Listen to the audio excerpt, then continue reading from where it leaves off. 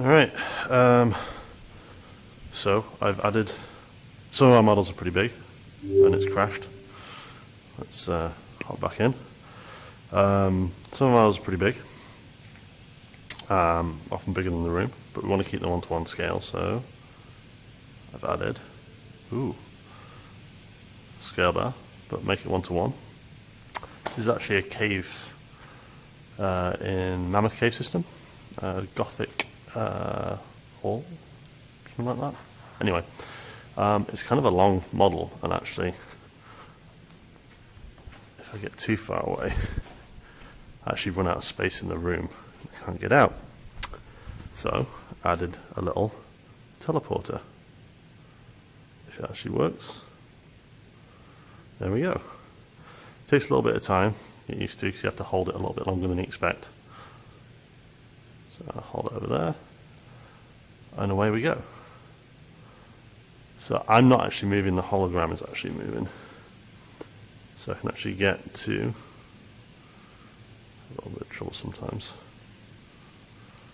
Need to just work out what's going on with those, but we can actually start moving all the way down these large models,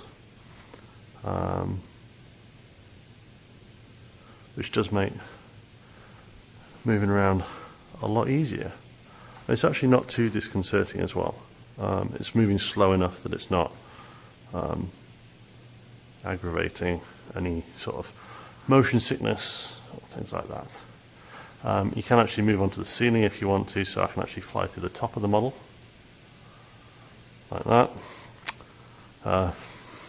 Need to work out some of the normals on this, but you can see the whole cave system, which is kind of cool. And that's about it. We've got a few more things on here before I go. Done some DEM work with some ortho photos.